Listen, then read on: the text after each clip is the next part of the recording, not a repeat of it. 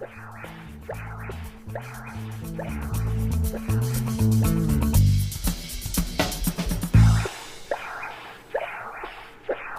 in the final chapter here, we will discuss a pathology which, at least in most textbooks and lectures, is discussed in the chapter on congenital heart disease.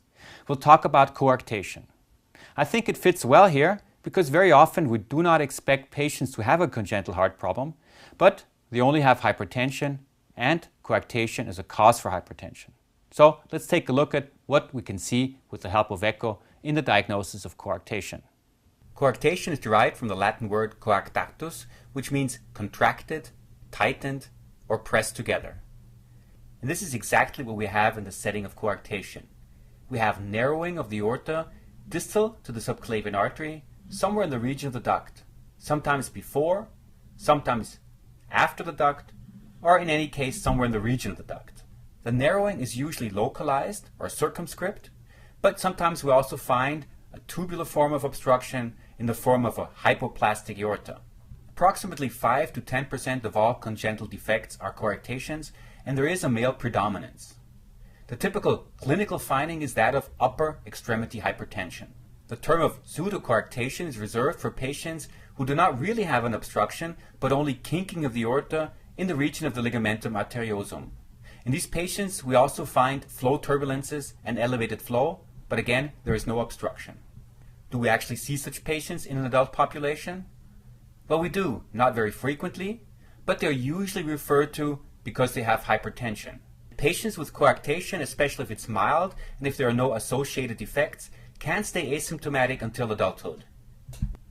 You should always actively look for coarctation if you have genetic defects such as the Turner syndrome, which is often associated with coarctation. 20% of patients with Turner syndrome have coarctation. And they also have bicuspid valves.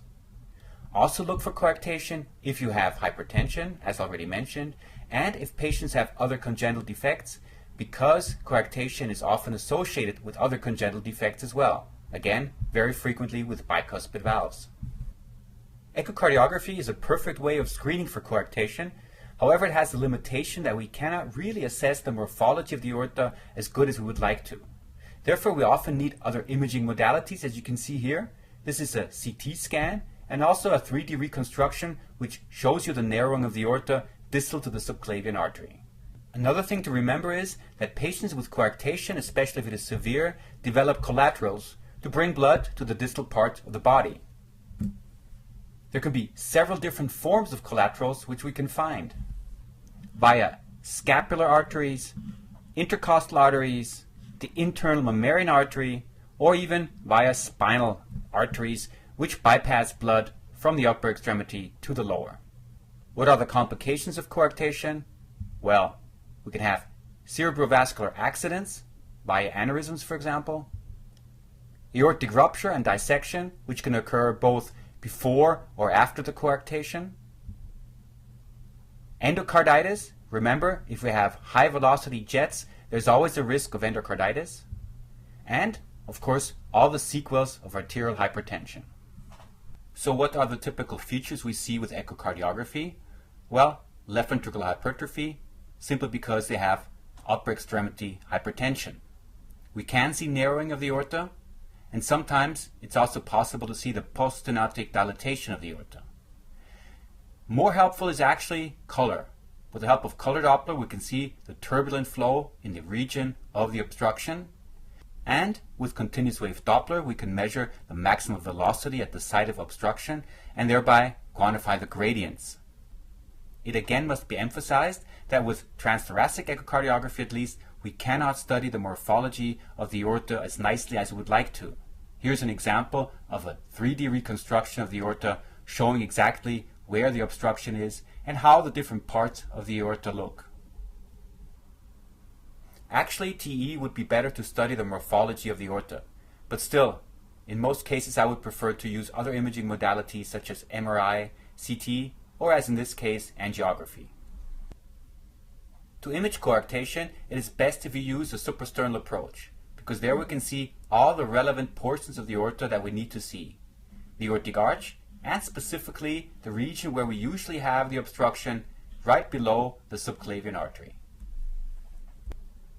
Here's an example of a young male individual. First of all, we have left ventricular hypertrophy. You can see that both in the parasternal long axis view and in the short axis view. Normal left ventricular function. And from a suprasternal approach, if we use color, we can see exactly that there is turbulent flow right here at the site of obstruction.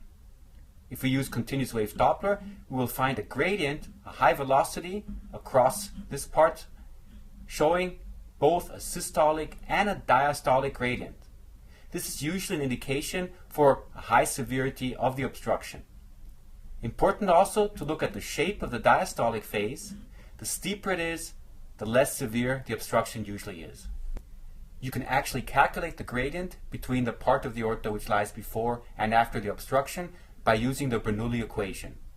You have to be careful though, because continuous wave Doppler tends to overestimate the true gradients. In this case, we have a gradient which is somewhere in the range of 70 millimeters mercury during systole. Here are two continuous wave Doppler spectral tracings. The one you saw previously with the severe form of coaptation, and on the left you see a mild to moderate form. We have elevated flow, which is above 2 meters, but it is not very high. It's only approximately 3 meters. And especially we do not have a diastolic component of elevated flow. Now let's take a look at this patient. If you look closely, you can see that there is kinking of the aorta at the region right here close to the subclavian artery. And we also see turbulent flow with color Doppler. But with continuous wave Doppler, we did not find a very high velocity. So this is pseudocoarctation or only a mild form of coarctation. Other abnormalities to look for: bicuspid aortic valves. Remember, they're very frequently associated with coarctation. PDA and a VSD, a hypoplastic aortic arch, and LVOT obstruction. Here's an example of a patient which you might also encounter, a patient who had already been operated for coarctation. And what we see here is we see narrowing of the aorta, and we see turbulent flow, and if we use continuous wave Doppler, we see that there is a gradient, a residual gradient, which is not very high. So we do see residual gradients in patients who had been operated for coarctation. And finally, how do we manage patients who have coarctation? First of all, they have to be studied thoroughly to determine which form of operation or intervention is best. Then we have the option to either operate them, to perform balloon dilatation, or what is usually used in most patients nowadays is the implantation of a stent. The indication for intervention is a reduction in the luminal diameter of more than 50%, hypertension, and a significant gradient. So in conclusion, you can see that echocardiography is extremely valuable in making the diagnosis of coarctation, especially in times when we tend to forget that a thorough physical exam could also provide the diagnosis or at least point to the diagnosis. For example, a blood pressure difference. But still, also with echo, you need to actively look for a coarctation. You need to perform a suprasternal imaging approach. So now that we concluded the theory and this chapter, it is time to wrap up everything we've heard so far, and now you can proceed to the summary.